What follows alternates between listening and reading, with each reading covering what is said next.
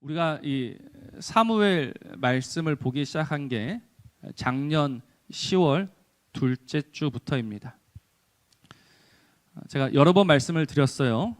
사무엘 이 상하를 살펴보는 이유가 아브라함과 다윗의 자손 예수 그리스도의 계보라 그 말씀 때문에.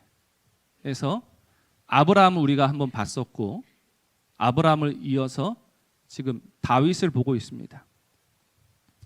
우리가 잘 알고 있듯이 아브라함은 결국 하나님의 인내, 하나님의 그 사랑으로 믿음의 조상이 되었죠.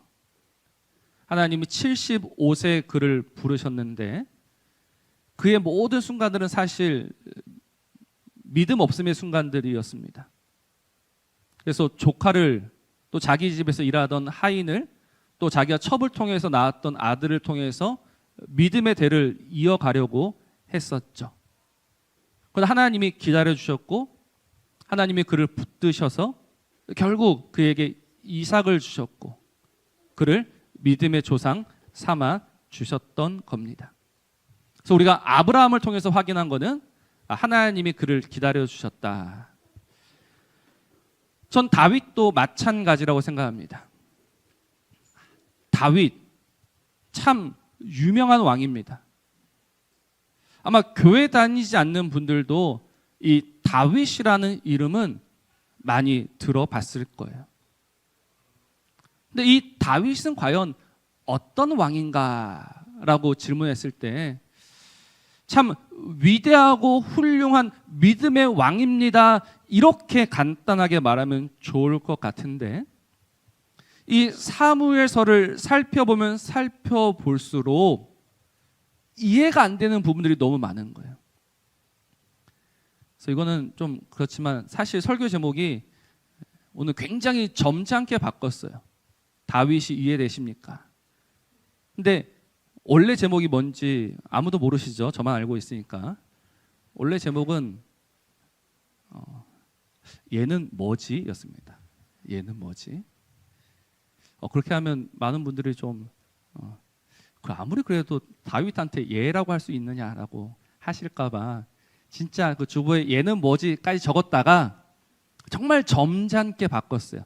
다윗이 이해되십니까? 이해가 안 되는 거예요. 사무엘 상은요 다윗이 왕이 되기까지의 내용입니다. 하나님이 그 베들레헴 그 시골의 목동이었던 다윗을 불러 어떻게 왕으로 세워 가셨는가? 정말 수많은 위기가 있었어요. 그러나 그때마다 하나님의 기막힌 은혜로 다윗은 살았고 결국 왕이 될 수 있었어요. 그렇게 사무엘 하가 시작이 됩니다. 그러면 자연스레 뭘 기대하게 됩니까? 이제부터 다윗이 무엇인가 하겠구나 이걸 기대하게 되죠. 그 시골 그 소년이 정말 어렵게 왕이 됐어요. 그러면 지금부터는 정말 이스라엘의 왕으로서 뭔가 좀 달라진 모습, 뭔가 좀 특별한 모습을 보여주지 않을까라고 기대할 수밖에 없죠.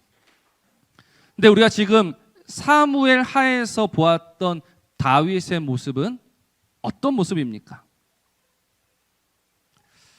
사실 사무엘하 8장까지는 꽤 괜찮았어요.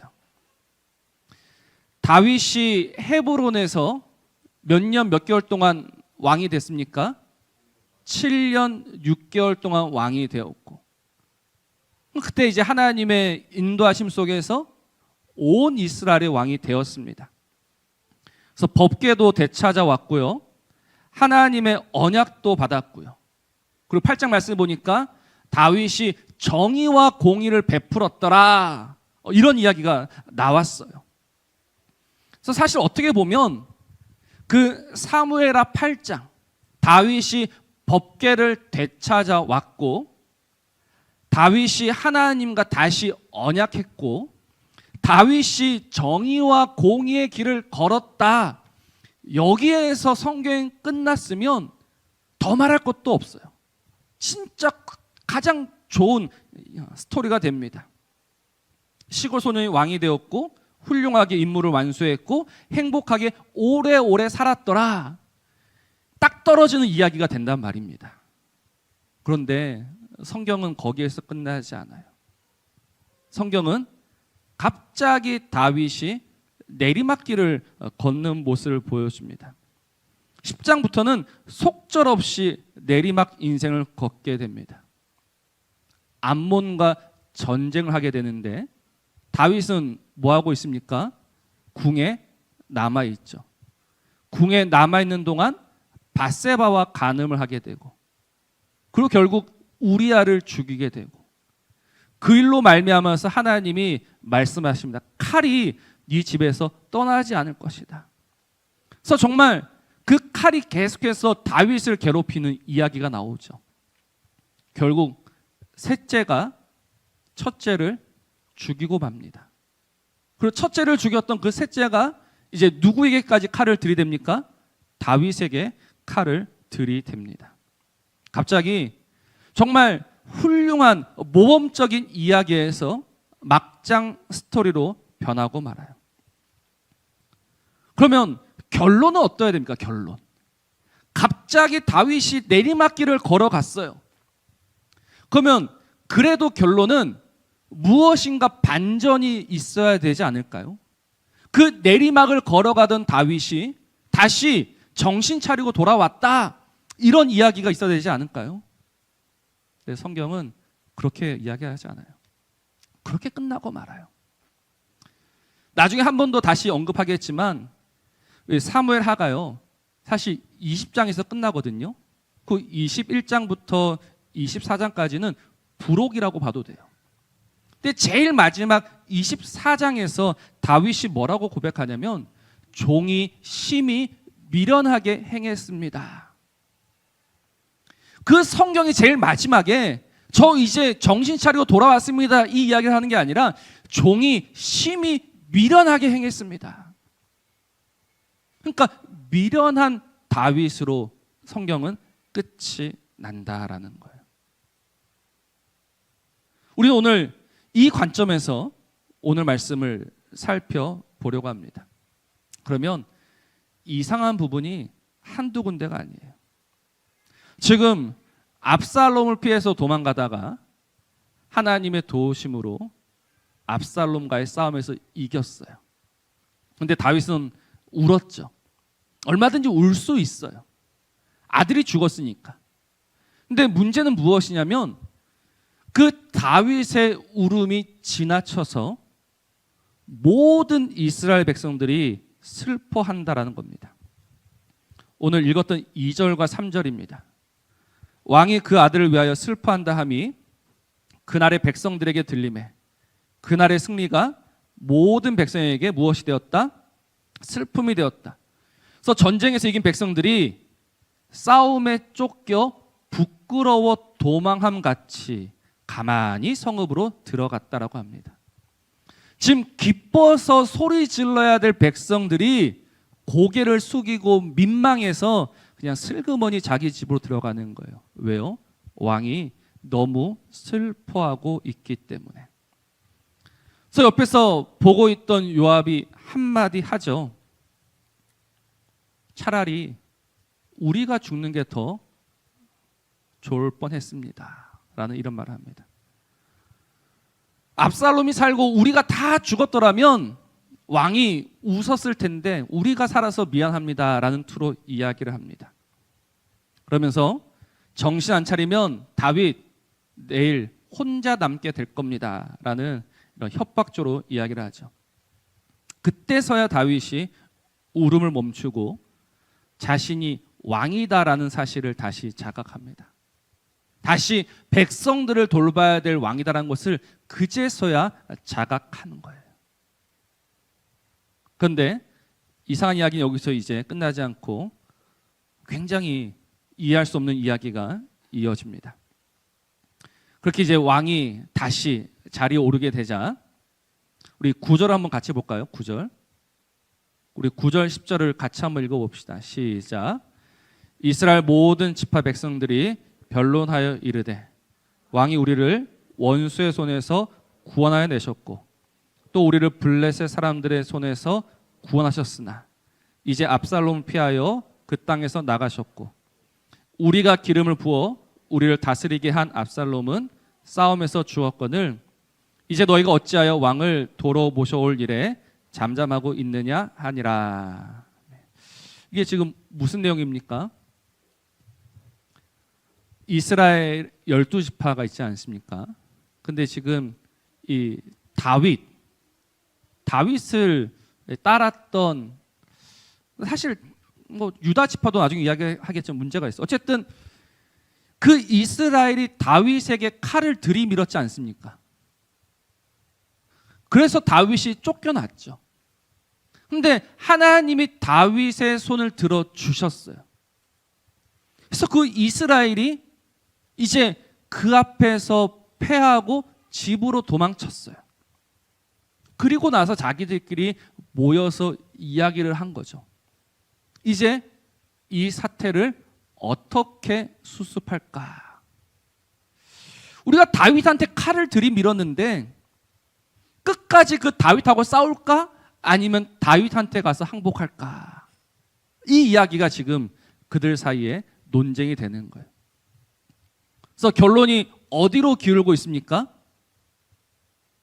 다윗과 싸우자 쪽입니까? 다윗에게 항복하자 쪽입니까? 다윗에게 항복하자. 오늘 도로 모셔올 일, 이 일에 우리가 잠잠하면 안 된다. 이렇게 지금 자기들끼리 모여서 이야기를 하고 있습니다. 그런데 11절을 보니까 다윗 왕이 이 소식을 들었어요. 아, 이스라엘이 다시 나를 모셔오려고 한다라는 이야기를 다윗이 들었어요.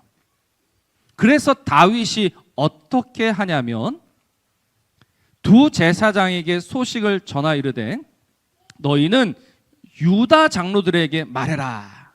유다 지파에게 이야기를 해라. 무슨 이야기입니까? 온 이스라엘이 왕을 왕궁으로 도로 모셔오자 하는 말이 왕께 들렸거늘 너희는 어찌하여 왕을 궁으로 모시는 일에 나중이 되느냐, 이 말을 이제 전하는 거예요. 우리 이 말을 잘 해석해야 합니다. 지금 유다 지파를 제외한 나머지 10개의 지파가 우리가 그래도 다윗을 다시 모셔와야 되지 않겠느냐, 이 이야기를 다윗이 들었는데 다윗은 유다 지파에게 급히 전가를 보냅니다. 너희들이 앞장서서 나를 모시러 와야 한다. 다윗이 왜 유다 지파에게 이런 이야기를 했을까요?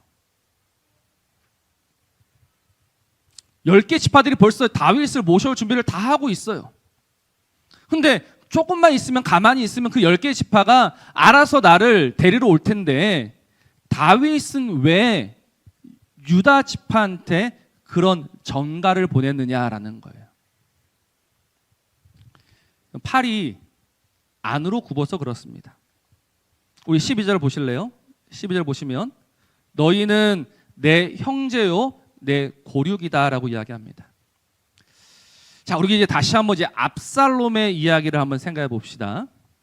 압살롬이 왕이 되었어요. 근데 어디에 가서 왕이 됩니까? 헤브론에 내려갔어요. 헤브론은 과거 다윗이 왕으로 있던 도시였죠. 헤브론은 어느 지파입니까? 유다 지파입니다. 그러니까 다윗을 반역하는 일에 가장 앞섰던 지파가 어느 지파다? 유다 지파라는 거예요. 그래서 나중에 이 모든 일의 잘잘못을 따지게 되면 가장 큰 책임은 누구에게 있습니까? 유다에게 있는 거예요. 그러니 팔은 안으로 구분이 내 형제요 내 고륙인 이 유다 지파한테 살아날 수 있는 기회를 다윗이 주고 있는 거예요. 지금이라도 너희들이 빨리 와라.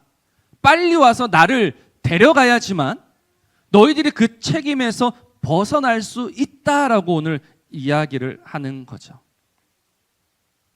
유다 지파가 그 이야기를 들으니 어떻습니까? 그 말이 맞아요. 그래서 14절 모든 유다 사람들의 마음을 하나같이 기울게 하매 그들이 왕께 전가를 보내 이르되 당신께서는 모든 부하들과 더불어 돌아오소서.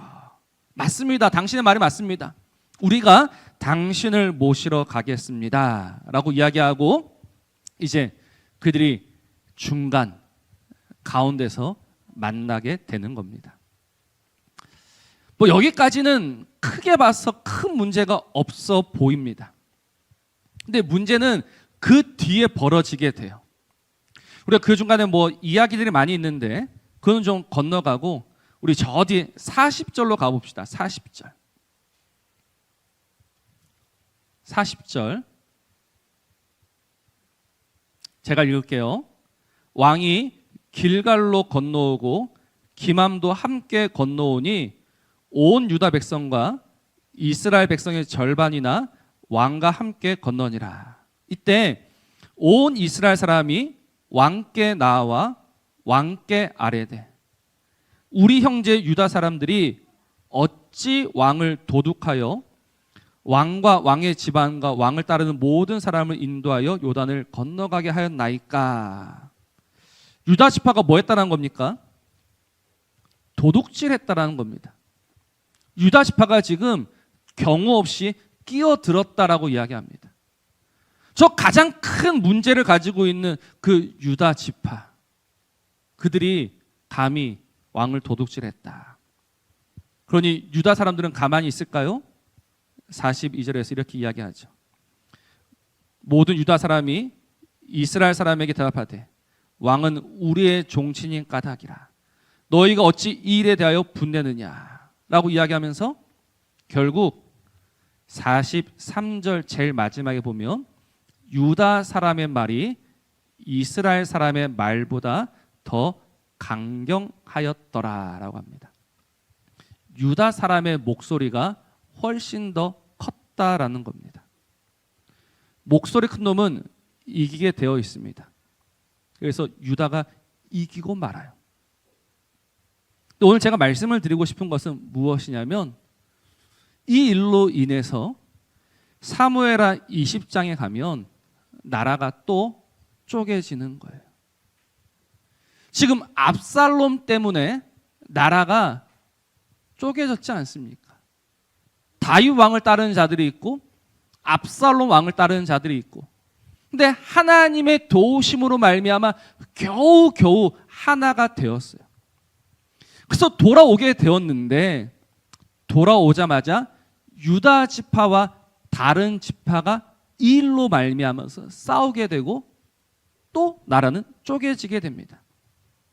20장 1절 말씀에 마침 거기에 불량배 하나가 있으니 그의 이름은 세바인데 베냐민 사람 비그리의 아들이었더라. 그가 나팔을 불며 이르되 우리는 다윗과 나눌 분깃이 없으며 이세 아들에게서 받을 유산이 우리에게 없도다. 이스라엘아 각각 장막으로 돌아가라. 겨우 하나 되었던 그 나라가 다시 쪼개져요. 근데 이 나라가 쪼개지는 책임이 누구에게 있느냐라는 거예요. 누구에게 있습니까? 그거는 아무리 좋게 생각하고 좋게 이해하려고 해도 다윗에게 있습니다. 유다 지파를 불러들인 다윗. 그러니 유다 지파가 이 다윗을 힘입어서 큰 목소리를 내고 그 결과 나라는 다시 쪼개졌다라는 이야기입니다. 이 부분에서 다윗이 이해가 안 되는 거예요.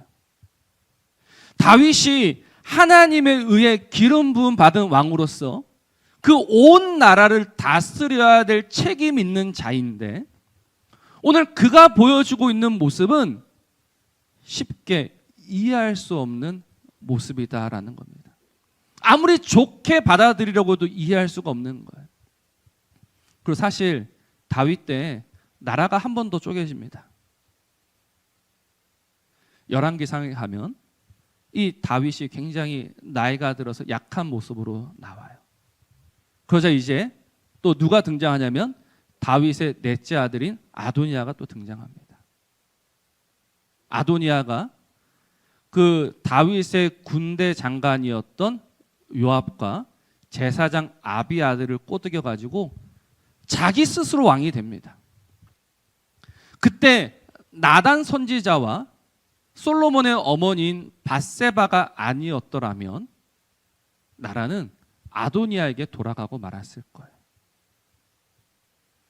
그러니 지금 이 다윗이 예수 그리스도의 조상으로서 정말 어떤 위대하고 훌륭하고 모범적인 모습을 보여줘서 그로 말미암아 그 다윗 가문이 이어져서 예수 그리스도가 오셨다, 이런 이야기가 되어야 되는데 다윗의 삶을 들여다보면 들여다볼수록 다윗은 분쟁의 씨앗이었고 분열의 원인이었다라는 거예요. 다윗이 예수 그리스도의 조상이 되기까지 다윗이 했던 역할이라고는 아무것도 없는 거예요. 늘 어깃장을 놓았고 늘 엉뚱한 길로 갔고 늘 이해할 수 없는 길로 갔고. 그런데 결과가 무엇이냐? 결과는 결국 그 다윗으로 말미암아 누가 오십니까? 예수 그리스도가 오십니다. 다윗은 왜 엉뚱한 길로 갔는데 어떻게 예수 그리스도가 오실 수 있는가? 성경이 말하고 싶은 건 바로 이 부분입니다. 성경은 다윗을 미화하거나 성경은 다윗을 찬양하지 않습니다. 오히려 그 어리석은 인생을 붙드셔서 그리스도의 조상이 되게 하시는 그 하나님을 보여주는 게 성경의 목적이죠. 성경의 이야기를 보십시오. 역사서를 보십시오. 그들이 언제 하나님의 말씀을 들은 적이 있습니까? 그들이 언제 하나님 앞에 무릎 꿇은 적이 있습니까? 그들은 다 양 같아서 그릇 행하여 각기 제 길로 갔거늘이라고 말합니다. 언제나 자기 길, 자기 가고 싶은 길로 가는 겁니다. 그래서 우리 눈으로 봐서는 도무지 이해가 되지 않죠. 왜 저 모양 저 꼴일까? 그런데 도무지 이해할 수 없는 그 인생을 누가 이해하십니까? 하나님이 이해하시는 거예요. 하나님이 이해하시고 기다려주시고 붙드셔서 그를 왕으로 세워내고야 마시는 그 하나님. 우리는 오늘 그 하나님을 보아야 하고 그 하나님 앞에 잠잠히 서야 하는 거예요. 점점 하나님 앞에서 우리의 목소리가 커져가고 있습니다. 하나님 앞에서 우리는 하나님 도대체 이게 뭡니까? 라고 말하고 싶은 심정이 많습니다. 이런 말씀을 좀 드려서 죄송하지만 알 건 아셔야 될 것 같아요. 우리는 대한예수교 장로회 어디 소속입니까? 고신입니다. 지금 고신이 반토막 났습니다.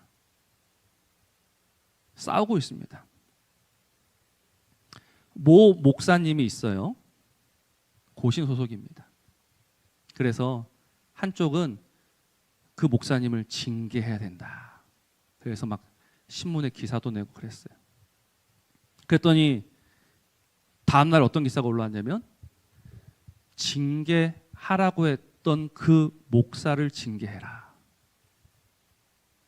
그 밑에 무슨 단체 1000명 일동 이렇게 싸웁니다. 부딪힙니다. 왜 싸우고 부딪힐까요? 이해가 안 되거든요. 이 사람은 왜 이 길로 갈까? 저 사람은 왜 저 길로 갈까? 내가 봤을 때는 이 길이 맞는 것 같고 또 이 사람 봤을 때는 이 길이 맞는 것 같은데 싸우는 거예요. 그래서 하나님 앞에 따집니다. 하나님, 저 이상한 사람. 하나님, 저 이상한 사람. 해결해 주십시오.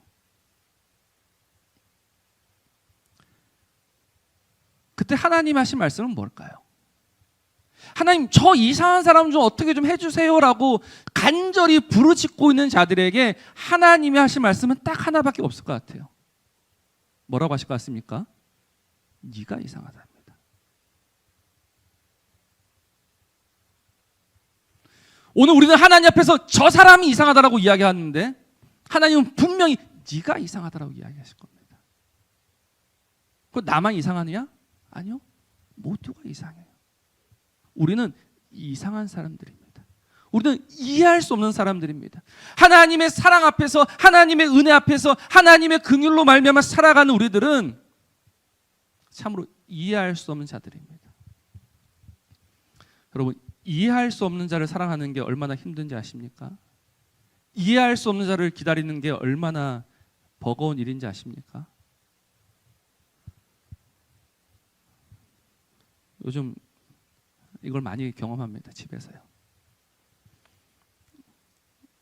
네. 아들도 있고 딸도 있어요.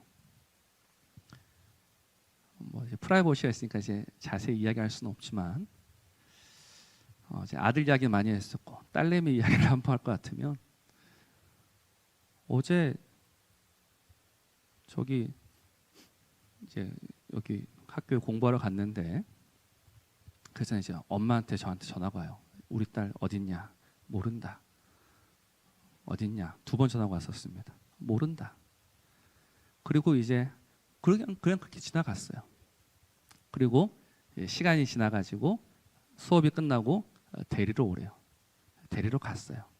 표정이 별로 안 좋아요.